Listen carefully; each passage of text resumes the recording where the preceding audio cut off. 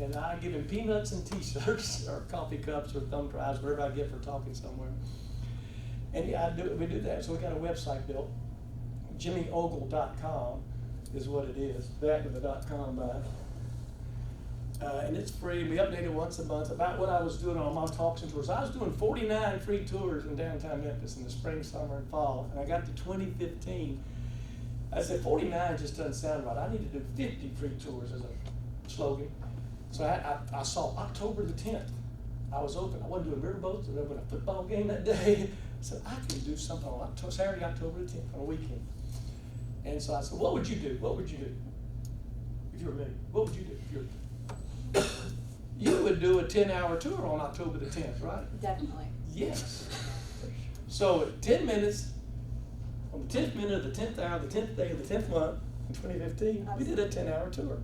I routed out, I put 10 of my 1-hour tours together end to end and routed them all through downtown Memphis and predicted the time and put this route, and you can join in the middle. You go to a football game in the afternoon, come at night. And so at 10:10, we stepped off on Beale Street Landing and circled all around and ended up in the Pinch District at Westies at 10 after 8 and had hot fudge pie and milkshakes. 122 people participated. 22 did the whole 10 hours. No lunch stop. No. And they got a certificate of walking, so numbered inside by me.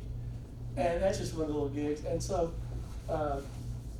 back this year, the next I said I'll do it again. The next time 10/10 falls on a Saturday, which is in 2020. My high school number was 10. My college number was 20. I gotta do it. So on the 10th minute, the 10th day, the 10th hour, 10th month in 2020, be down at Beale Street Landing and do a 10-hour tour with me. Okay.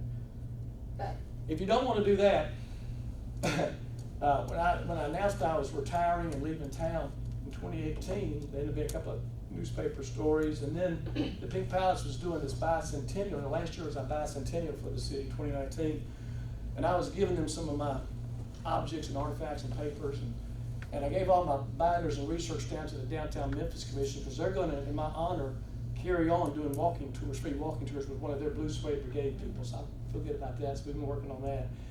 But the Pink Palace agreed to film me on 12 of these PowerPoint lectures, like about Memphis and the riverfront, or Memphis and civil rights, or Memphis music history, or women in Memphis. 12 different topics. They're about 45-minute lectures to an audience. There's a sold-out audience, but it was free. So the ticket system they had, we had over 2,000 people at 12 shows at the Pink Palace. I did this, and Willie Bearden filmed it, and if you Google Jimmy, these 4 words, Jimmy Ogle Pink Palace, all 12 of these lectures will pop up under a Making Memphis thing. All in the same, it's not a large deal, but they're 45-minute or so lectures, PowerPoint lectures, a lot of pictures. Sometimes it shows me, he has the pictures too. And they're very interesting, and they're a lot of information. And then I convinced the Downtown Memphis Commission, since I was leaving, can you give us an entertainment grant? Because they had entertainment grants down there for people to sing on the street corner or do some certain things in the park. I said, I'll do it for free, but pay this guy, this is the best guy in Memphis I know, Willie Bearden, to film me, and then he'll get paid, because he should get paid for the work he does, production work, the filming. That's a skill. It's a hard skill to do. And so we walked around about 25 hours. I did about 18 tours in the summer, last year, spring and summer, where he got to film them all with a little small camera. And they got put up, Tuesday night they finally got put up on YouTube. So if you go YouTube Jimmy Ogle, you'll see me in not in this outfit, the bow tie, that's the lecturers, but on a shirt, golf shirt, Memphis Bay golf shirt. And they'll be hour long, walking from the Orpheum down Beale Street all the way to Church Park, or walking through Court Square and pointing out buildings and alleys and streets and manhole covers and all the history of downtown. So instead of writing a book, people say you ought to write a book, but you don't get a talker to write, you don't get a writer to talk, is what I say.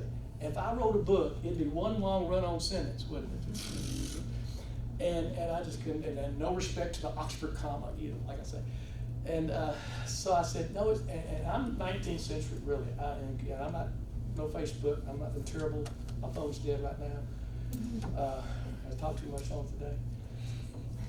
And so I said, digitization's the way of the future, what we're doing right now. And so I got Willie to do that. So I was at JCC one time, Jewish Community Center, and I was so excited to talk and said, I'm going to be a Holocaust.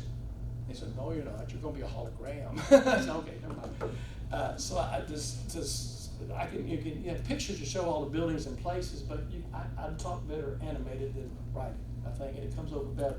So I'm glad to have about 25 hours now frozen in 2019 of where Memphis was then. And think about that. It's really important to me and Willie, because it's our medium nowadays, and anybody can access it now.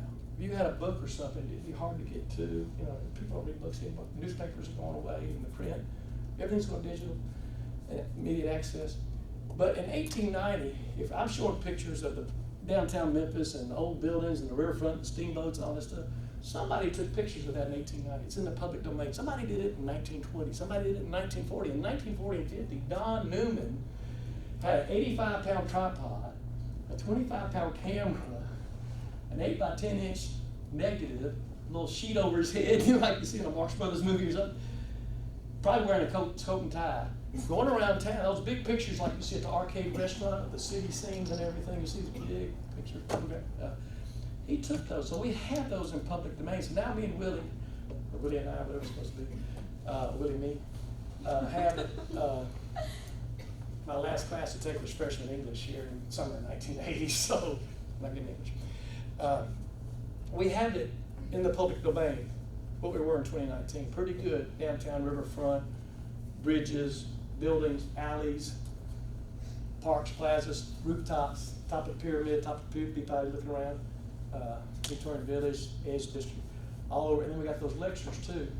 So we feel real good about that. So it's free for anybody to access anytime. You can show it in school for a class, for a teacher could. And so that's kind of my ending legacy. The reason why I'm 67 years old, I retired last year and I moved to Knoxville because I have grandchildren there. I could still do this for another 15 or 20 years and keep the clock at the basketball games. I used to say, when John Calipari was coach, you've heard of Calipari, right? I said, they can pay Calipari $2 million a year to coach the team, but they can't start the game without me. That's FedEx Forum, 18,000 people, because the TV would tell us what to do by headsets, and I'd buzz the horn to start the game. That's a clock keeper. It's that 5 seconds of fame there. And got to meet a lot of people that way, in Grizzlies and Tigers and all this stuff. Kobe Bryant, Lydia. Didn't shake, I mean, we couldn't get too close to the pro players, but there's a certain time we could, and the referees, it's just a great experience. And of course, what Tiger athletics has meant to this town and all sports over the years. Elmer Rohn taught my golf, archery, badminton class. The field house is named for this back in the 70s. We had to go into the field house in the 70s and get those computer cards with holes in them. Have y'all ever seen those things? No air conditioning there, and you got Monday, Wednesday, Friday English, and at 9 o'clock, and Monday, Wednesday, Friday math at 11 o'clock, and you get your Tuesday, Thursday classes, but this one's closed, so you gotta go back and restart all over. It wasn't computerized. It took forever to get into the class. And the tuition was $169 a semester for 18 hours. Think about that, you know? It took me 10 years. It's probably about $300 by the time I got through. I don't know, it's like 3,000 now or something. The people, you see the name, this part wasn't even here. It wasn't even up to Central at all. Just barely getting over the railroad tracks at the time, you know? And now you got that bridge, you know? And I got to dedicate the Memphis State 8 marker over there by the administration building in 2012 on the centennial of the school. I did, in fact, the University of Memphis Libraries asked me to come back in 2010 and 2011 and do my style of PowerPoints, a study about the 6 neighborhoods around the campus here. You got the University East over here, Grandview, all that. University West going to Highland, Red Oaks is Galloway. You got Messick Bunton, East Bunton. You got the area, and you got Normal Station. So I did a study of all those things, and it'll be an 8-part series for the library. And they had librarians, they had history people. They asked me to do it my way. You know, I said, I'm honored. I'll do it. I'll be factual. My number one thing is you got to be honest. If you tell a lie, you got to tell them you told a lie if you told the lie. Okay, you can't be a good historian if you don't admit that there is legend and lore that people want to hear or believe, and you got to like tell them the right truth about it, like the naming of Union Avenue. That's totally different than what they say. Not in real important things, but you know, you do want to make sure if you're going to talk in the name of history, you're actually factual. I'm real good about with the who, what, when, where, and why. Who, what, when, where, but not the why. Let's say sometimes people disagree and can disagree politically, historically about things, activism-wise, about the why things happen or how they happen. And we've had a difficulty.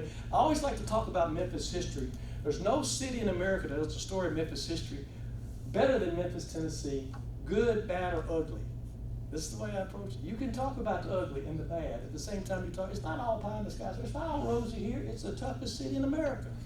What you think, and I could do a Cliff Notes version, which I'll try to do, of some of the things we've been through over the last 200 years. But it's amazing what this city has accomplished for the world. Last year, I got, Memphis in May. You've heard of Memphis in May. Beale Street Music Festival and barbecue for sure. But one of the programs they do with the honored countries is each year between barbecue and Beale Street Music Festival, they bring a representative in from the honored country, whether it's Colombia or Czech Republic, or this year it's going to be Ghana. And they go to the schools and do 10 lectures at 5 days, 2 schools a day, 10 lectures about the culture of that country. And schools register for it. They only take 10 a year. Well, since they honored Memphis and Shelby County last year, I was in Knoxville. They asked me to come back as the honored country of Memphis and Shelby County. So I developed a PowerPoint. We got Lemire Smith from Beale Street, who plays on Silky's Patio, a blues singer. And we put together a 50-minute program about what Memphis has contributed to the world. Okay, and he sang the song. I didn't sing. And he sang the songs. So I would do the talking in the PowerPoint, then we stop and sing songs. So when we talked about the river at first, all the history of the river, he would do Rolling on the River, the